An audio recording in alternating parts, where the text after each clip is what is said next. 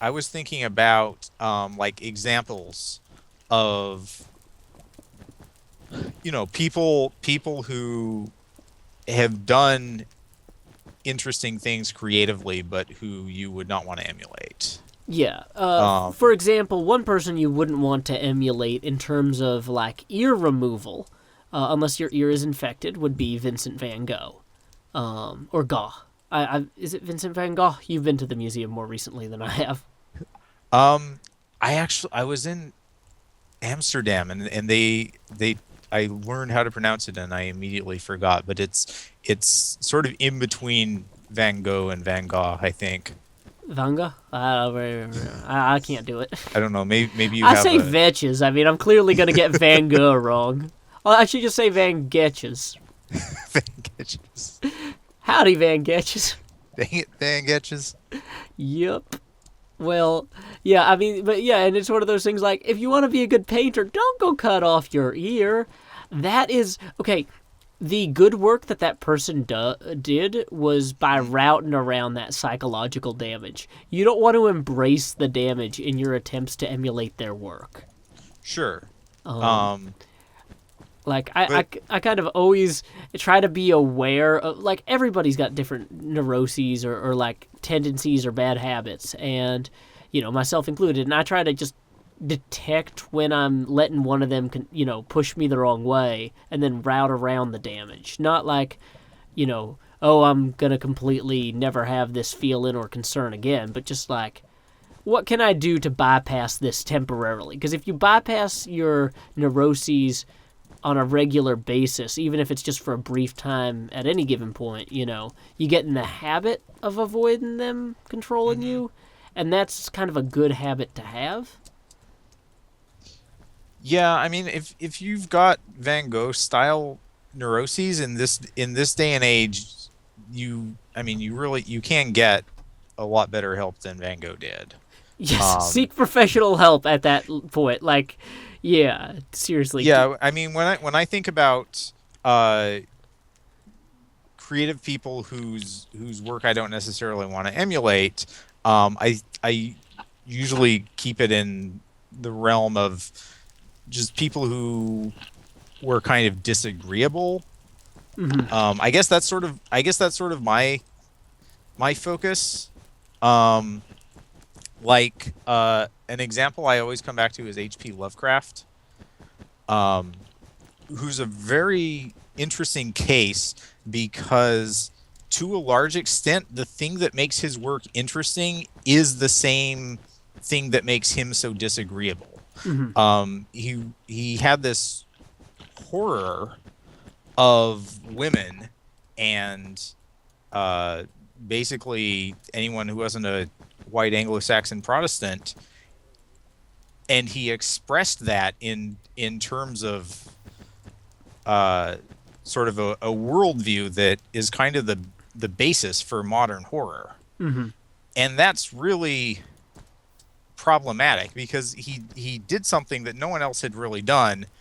But the way he came up with it was by being a really awful person. Yes. And that's actually like an ideal example of kind of, yeah, that what we're talking about here, because, like, I mean, The Catcher in the Rye would never have been written if Salinger hadn't, seen the horrors of these concentration camps and whatnot, Hmm. and just tons of wasted life in World War II. But at the same time, like, that's not the recipe that you use to get new work. Like, anybody who wants to accomplish great things shouldn't say, "Oh, I'll go be a crazy sexist racist like Lovecraft." Like, you're doing it wrong at that point. Sure, but here's a more difficult question. We all have these sort of neuroses and problems, and I think there's a real question as to if you can exploit that. Um, what does that mean to exploit that to create valuable work and possibly become dependent uh, on this thing for its exploitation? Well, I would say if you already have a problem, Hmm. working to resolve that through creativity would be a good venture. Like, if somebody was having problems with self-image, right? Right. And they decided to write horror stories around self-image, and that helped them kind of resolve that, then that's fine. But what I would worry about is, somebody saying like, oh, this person whose work I really like had these self-image issues, let me try to replicate that. Or this person whose work I like is terrible to women or minorities, let me replicate that. It's when you try to copy the whole person, I think, when you try to idolize people on the whole rather than looking for particular things they did right. Right. Like Salinger had great work ethic. He would travel all over the place, but he'd spend hours every day working and writing. Same thing for Hemingway. Both very talented, very prolific writers. But the trick is that can't be. You can't like shut out your wife and kids your entire life so that they don't interrupt you while you're thinking of ideas. Right. It's just kind of this. Sometimes there's some things that are good to turn up to 11, or they're good to turn up to 11 on occasion. One problem I have personally, this isn't a neurosis necessarily, but just kind of a bad habit, is I'm too talkative. I talk way too much. And so doing this YouTube thing has actually been really good for me, because then when I'm like at a party or I'm out somewhere with other people, I'm just like, I'm off the clock. I'm just going to let this guy talk. Like, Save it for YouTube, Joe. Yeah, exactly. I'm like, I'm just going to save my voice. And I'm a much better listener now that I do this show, just because I'm tired of, like, channeling that all day, And so that's what I'm saying, like, even if somebody's creating work out of a negative trait about themselves, it might help them resolve it. And so I wouldn't discourage anyone from trying to take problems you already have and build on them. But, it's like, oh, this model that I really like is bulimic. Like, don't go become bulimic, Sure. This athlete's terrible with their money. The way to become a good athlete is not to be terrible with your money, I'll tell you that. I mean, those cases, I don't think, the athlete one, like, honestly, if you have enough money to be wasteful with before you're a professional athlete, then, I mean, you're already, starting so far ahead of the rest of society. You could probably afford to make some mistakes, but whatever. Yeah, I think that's a good point about working through a problem. I think that, and I can't think of specific neuroses I have, but I'm sure I have them, and I'm sure someone who reads my book can identify them better than I can, because that's the sort of thing that sort of comes out subconsciously. But I have this kind of temptation, if I knew what these were, to sort of cultivate them, and I feel like that's something I really don't want to do. But it does sound very tempting. Like I could be this brooding figure, in science fiction literature, which honestly has plenty of brooding figures already. But it sounds very, very tempting and romantic. Well, and this is, to me, one of those things where, it won't work if it's not who you are anyway. Or the people who genuinely feel that way will identify you as a fake immediately if that's not entirely you. You know what I'm saying? Yeah, I'm saying this is, let's suppose that this is entirely me, but instead of using my work to work through these problems, I sort of use them for inspiration. Mm-hmm. Well, and I kind of see that as an opportunity to control the damage, because even if you spent 3 hours a day focusing on these particular, like, this brooding mentality or whatever. Like watch this. I'm gonna kill this sheep. Oh man, that was super dark and broody. Yeah. Man, that lamb has been pascaled. So, yeah. I mean, I would say, like, in the same way that me talking all the time made me tired of being super talkative, in a lot of cases, you might find that even if you were trying to cultivate it, At the point where you have to try, it probably will wear you out anyway. You'll get tired of it off the clock.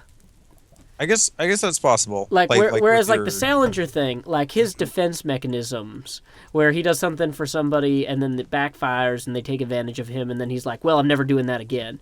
That's not something he tried to cultivate. That's like this visceral gut thing. Sure. And, it just kind of happened and he didn't realize it, I guess, or he didn't fight it. Because it kind of happened over time and slowly. Right. So I guess what I'm saying is you'd have a hard time intentionally doing this. Okay. I don't know. It's not a concern that I would have. Because at the point where you're like, okay, I'm going to spend 3 hours thinking about this so I can write better, you've already got it under control. Right. I guess it's sort of a concern that someone who's very tries to keep a close watch on the way their own mind works. Mm-hmm. It's sort of that kind of person concern. And I think it's related to the concern that your creativity might just go away. Mm-hmm. Well, one thing I will say, this might be a similar analogy, is when I started doing these YouTube videos, I looked at how a lot of people would make videos. And, there were a lot of people who were like super angry and really mean to people. Mm-hmm. And it's fun to be mean to people if, there's no consequences. I understand why people are mean to each other on the internet. It's not a good thing to do, but it is like, oh, okay, I'm being mean, I'm being funny, whatever, And, I kind of made a conscious decision like, okay, I'm not going to be this super angry, super mean guy because, I could pull it off, but I felt like I'd be practicing a skill that would have no real world value. Sure. Or it would be like, if you spend a few hours a day being a jerk to people, it might be the wrong thing to do over and over again, in order to, it wasn't going to help me creatively and it definitely wasn't going to help me personally. Yeah, especially if you're not an actor. Because I feel like part of being an actor is being able to act like a huge jerk without necessarily becoming what you're acting.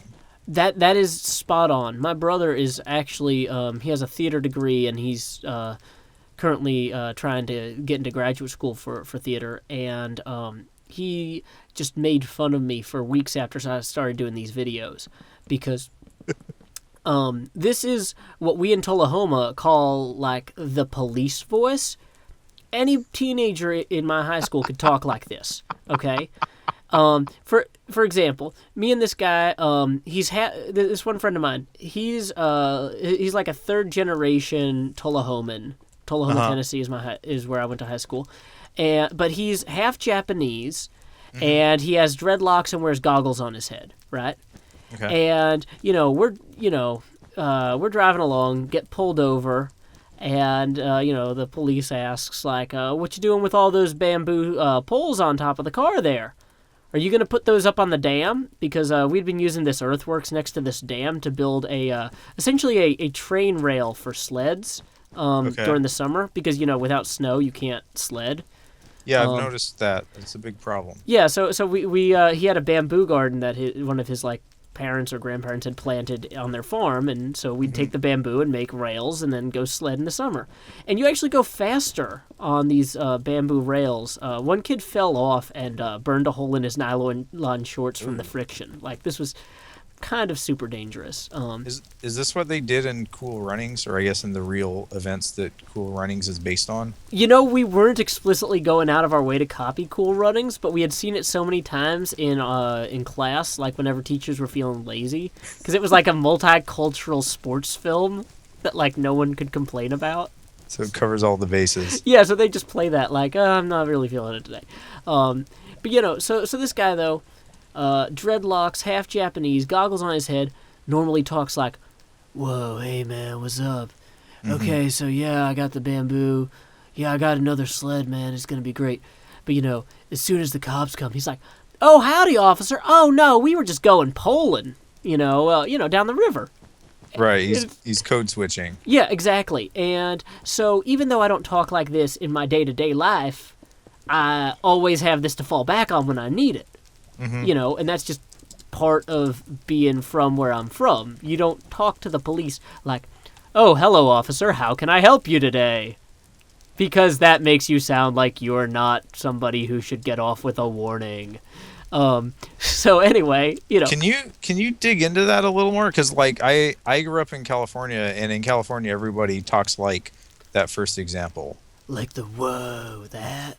Yeah, yeah, like not quite so Keanu Reeves, but yeah. Yeah, that's actually more of that- exactly who I was going for. You have a very adept ear. more of that. Like I'm a redneck, and even the rednecks in California didn't really have that much of a southern accent going on. Oh well, So why is that the police voice? because most of anybody who is in a position of authority is Uh-huh. probably several generations, like born and raised in the South, Okay. and so you just want to sound like you're several generations born and raised in the South. Okay. You don't want to sound like someone like me. You don't want to sound like an outsider. You don't want to sound like you're there making trouble, because the thing is,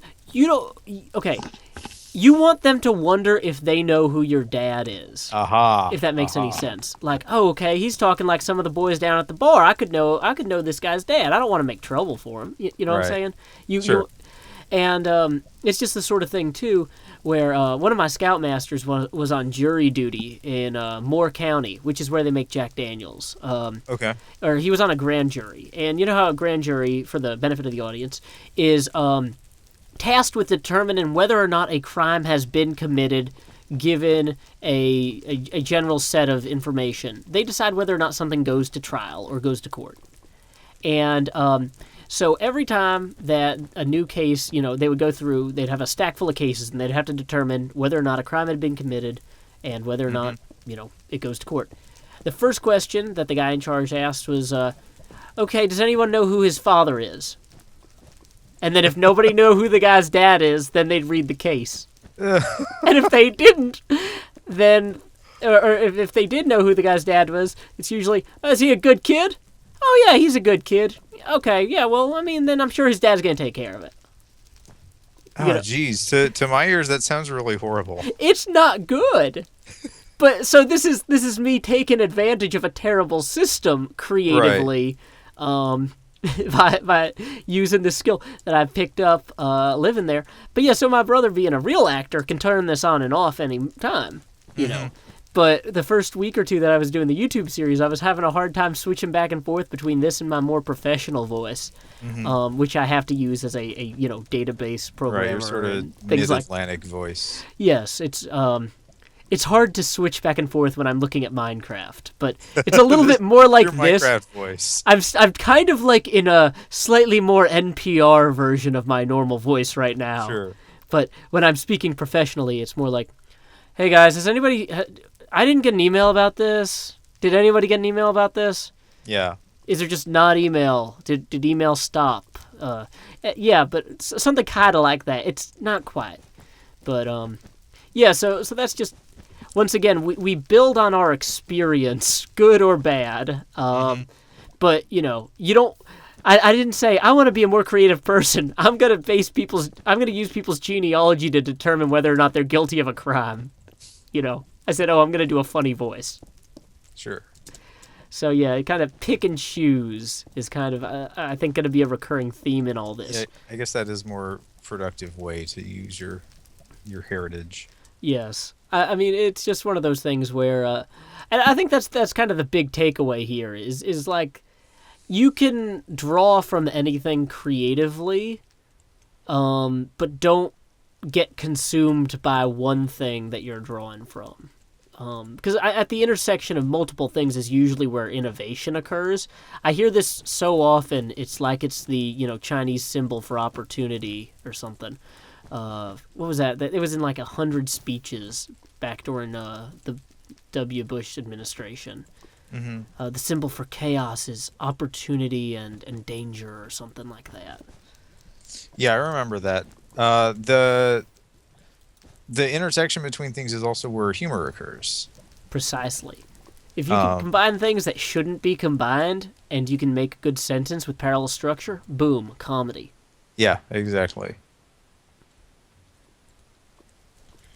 So, let's see. I like. I was originally intended for us to build a lot of things, but I think that just this one continuously This burning monument to like neuroses, and we had the rain kind of damp it down for a little bit, and then it Yeah, came I like back. that when it's raining, the neuroses stop. It's like the opposite of seasonal affective disorder. It's Yeah, disaffective seasonal something. I don't know. I'll work that out later. fix that in post. Yes. But yeah, Leonard, you are once again the author of the amazing Constellation Games, which is a novel about a video game reviewer who gets a bunch of video games from aliens to review as a way of learning about their culture and playing new games.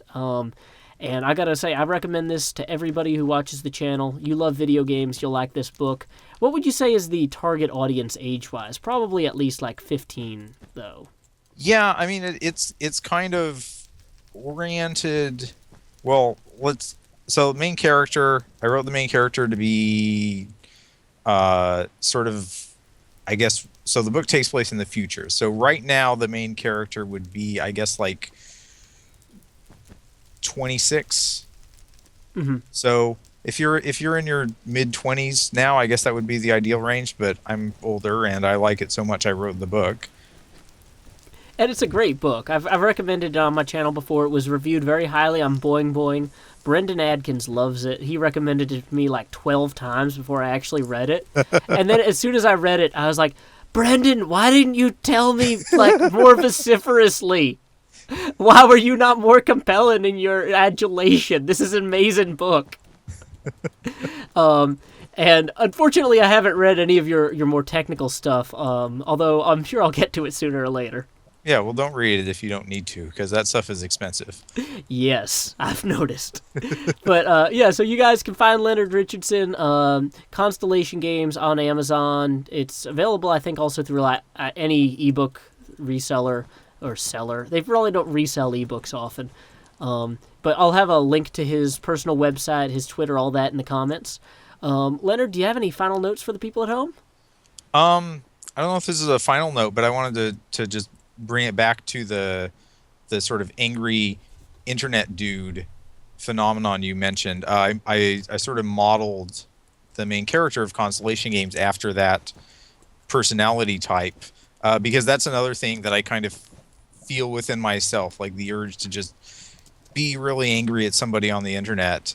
And I guess, maybe that's a thing that I worked out while I was writing the book, because that's not the way to be. And I feel like the main character of the book kind of learns that over the course of the book.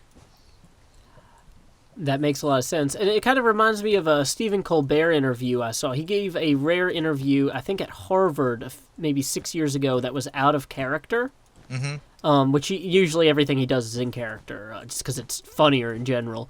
But he was asked, like, when you go to parties, are you usually like hamming it up and making jokes? Are you the life of the party and stealing all the attention? And he's just like, no, because I had the good fortune of already being an adult before I started getting successful. um, so yeah, that's just one of those things. Like, everybody changes as they grow up, and it's good to be able to separate out that persona. Because I mean, there are some people who are kind of mean on the internet, in videos and stuff, and they're definitely just doing it as a character. Sure.